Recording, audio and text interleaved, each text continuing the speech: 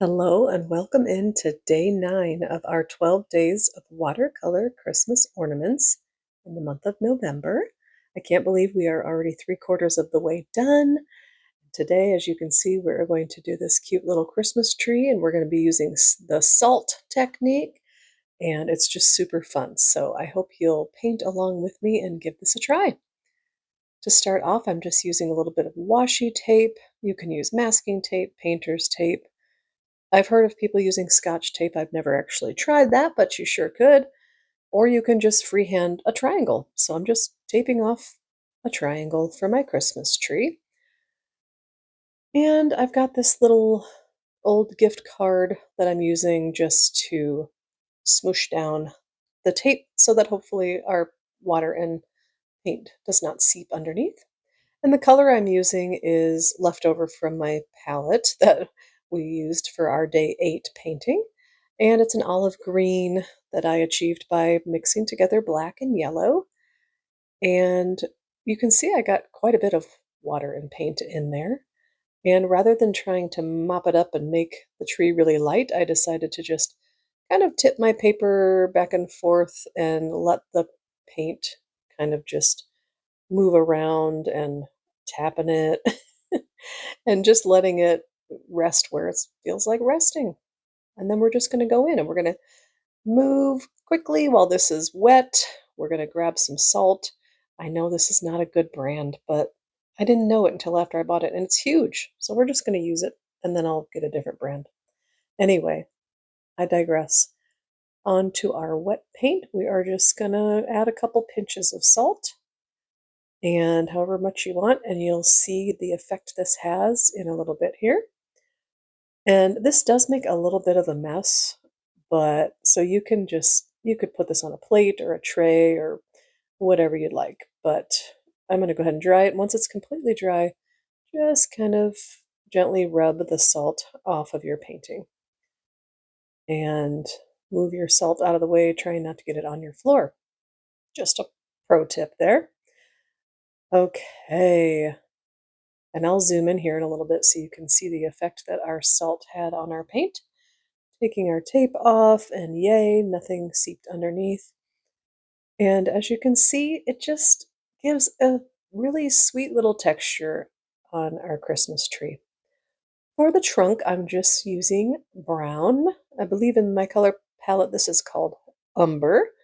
And I put it on there a little too lightly, so I came back in with some more. And then I got too much water. So then I came back and lifted some of that out. And it's fine for now. I will tweak it a little bit later as well. Letting that dry completely. Actually, I helped it along there with my whatever it's called, heating tool. And I am coming in, I'm going to put some snow. I want this to be a snowy scene. So I'm going to put just some clean water and just wetting the maybe lower quarter of that piece of paper, just with some clean water. And then you can see I just put one little dot of blue in there that I'm going to move around. So it's a very subtle light blue when all is said and done. And you can see I'm kind of just doing wispy little strokes and leaving some of white showing as well for some color variation. And I did give that a good dry. And then I decided I wanted a hill in my painting as well. So same technique. I've got a clean brush with just water on it. And I'm coming in and just wetting the parts of the paper that I want to add some paint to. And using the same color of blue, and I'm just going to move that around where the water is. And you'll be a little bit careful around the tree, but you know, your paint is going to go wherever your water is. So as long as you didn't get water in your tree, it should stay out of there. And as long as you don't, you know, put your brush right in your tree, you'll be pretty safe just moving that color around in the part that we just made wet. So this salt technique is pretty fun, I would say. You can use table salt. You saw I used Himalayan sea salt. I've got Celtic salt too, like the coarse grained, like the big chunks of salt, you know.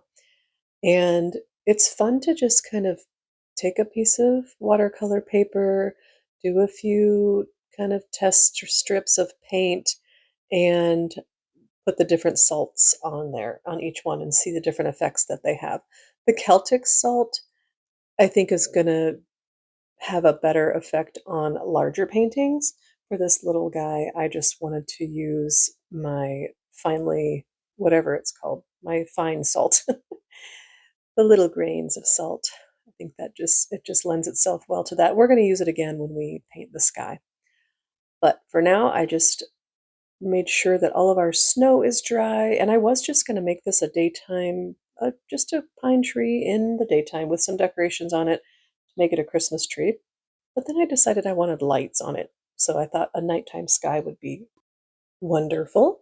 So I'm doing the same thing I did before I painted the snow in. I just wet the paper around in the sky, and I'm actually, it doesn't look like it, but I'm using the same blue I used for the snow, just mixed with some black to make it a nice dark color that kind of reminds me of like an indigo color.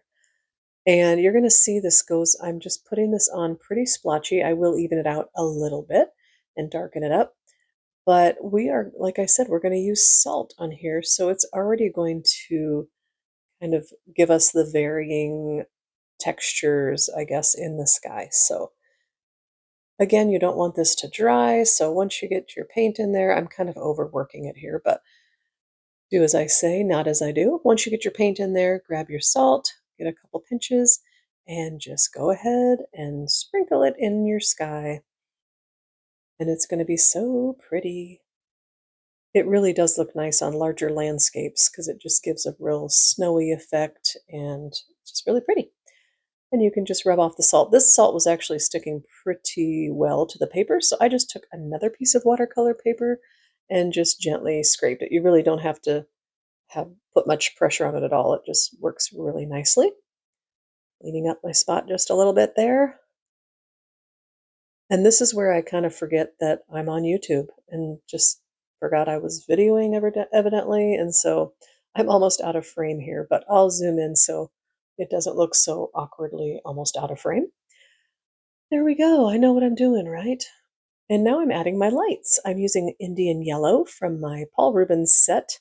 If you have any questions about any supplies I'm using, they're going to be linked in the description. And if I ever forget, just send me a comment and I'll answer any questions you might have. But I'm just doing just diagonal strings of light going up the tree.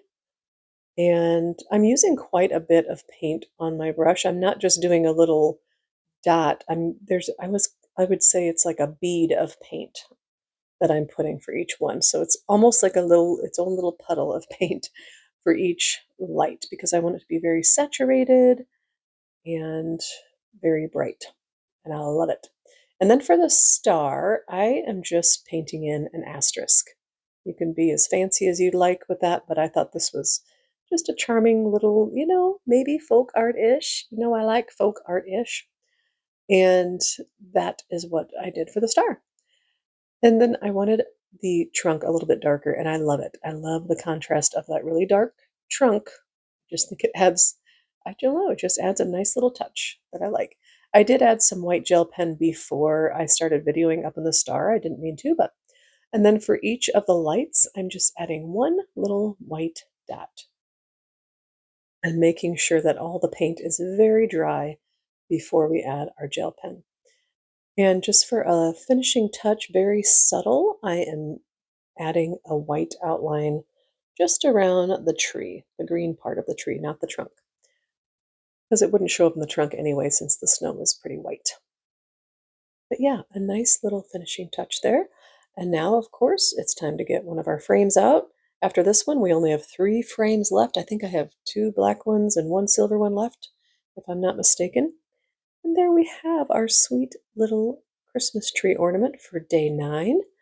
And you can add colorful ornaments on your tree if you'd like, just whatever you'd like. And as always, if you don't want to paint this small, you can make this a greeting card or you can make this a larger painting and give it as a gift. Whatever you do, I hope you have fun and that you'll join me for day 10.